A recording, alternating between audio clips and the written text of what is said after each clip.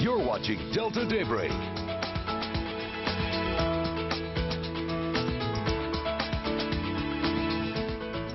Welcome back, Delta. It is Friday morning, and okay, so it's Financial Fridays, of course, and I'm feeling the need to sort of reintroduce you because I think that people may not remember you right now. You have this scruffiness that's going on for quite some time, but it's for a very good reason, right?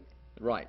Delta Center Stage is doing Fiddler on the Roof at the end of this month. And right. Myself, along with your fellow colleague Woodrow Wilkins, are in it, and we're having a lot of fun with it. So I'm trying to look a bit like. It is still out of character for you, though. It is. Very much is.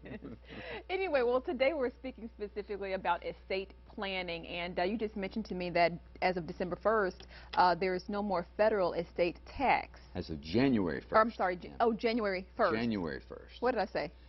December 1st, but.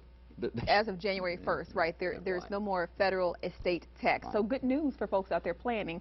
We want to be able to help you to plan properly. Yeah, the reality to this, as we were talking about before we came on, Jennifer, is there are very few people in the Delta that are affected by any type of federal estate tax. Mm-hmm.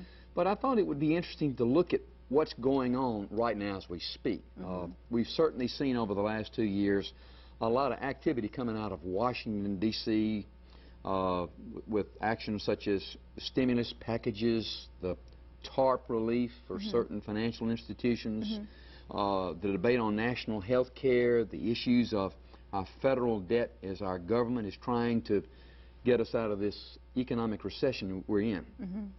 But interestingly enough, there's one area that has not received any type of stimulus, tax relief, legislation, or whatever, and that's in the area of estate planning, or more particular to the point, the federal estate tax. Okay.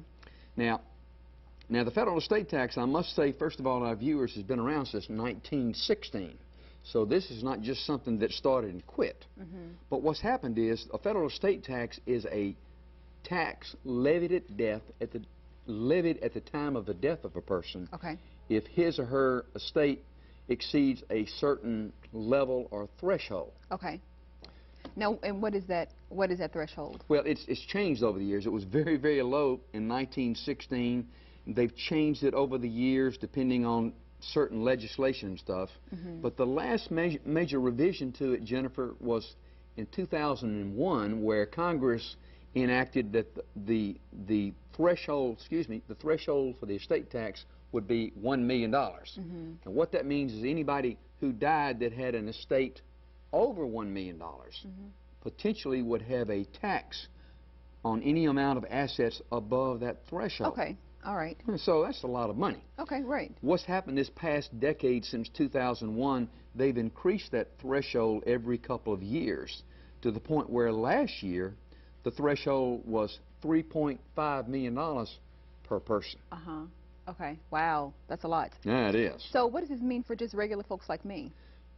Very little, frankly. Okay, but good, because I mean, I can't think of any millions of dollars. No question. But it's an interesting situation about what's going on in the halls of Congress with the people that write our tax laws. Okay.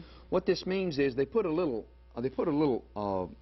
sunset provision into the law that says if further enactment of the estate laws are not enacted by 2009, that means that in 2010, starting on January 1st at 12:01 a.m., there would be no estate tax for any person in the United States. Plus, then, starting on January 1st, 2011, they would revert the estate tax rules back to where they were in 2001, which means the threshold went from $3.5 million to zero to back to $1 million. Wow, okay. And for a financial advisor like me that's interested in this kind of stuff, it's fascinating because, frankly, nothing's been done. Okay. Now, what does that mean to us? Very little, but let me give you an example real quick. What this means is Warren Buffett, Omaha, Nebraska, he's worth some 60, 70, 80 billion dollars. And he's famous for eating all those greasy hamburgers at the Dairy Queen, and he's 78 years old. If he fell over dead from a heart attack from eating those hamburgers, he would pay not 1 penny in federal estate taxes. Okay. Now, contrast that, Jennifer, to the estate of Elvis Presley. Elvis died back in Memphis in 1977, and by the time they were through settling his estate, and they had gotten his estate all down and taken all the deductions and stuff like that that they could, his estate was valued at $10 million. Okay. And the federal estate tax on his estate was $7.5 million when you included that plus other death settlement fees. Wow. Ike Trotter, we're continuing our discussion about estate planning. Yes. And the thing I wanted to finalize during this little segment is that the issues that I talked about, Warren Buffett and Elvis Presley with their estates, that's not applicable to us here. Okay. What estate planning is about has a lot more to do with family and loved ones and making sure that your affairs are in place. I'm not so much worried about what taxes are. And Okay. That's what I was trying to Okay. point So, out. and what are some of those affairs that we want to make sure that we include? Everybody should have a will, I think. A will establishes directives about who would look after your affairs, who would establish a guardian if there's small children. A living will would establish what life-saving procedures you'd want to have if something happened to you. Making sure that your beneficiary designations are up to date with your employment papers, life insurance policies. Also checking to make sure that you review how your assets are titled. Right. Okay. Just simple, basic things Simple like things that. like that, making sure that everything is in order, so there's no Everything's- question when you won't necessarily be able to answer them. So That's real estate planning, Jennifer. perfect. All right. Thanks a lot.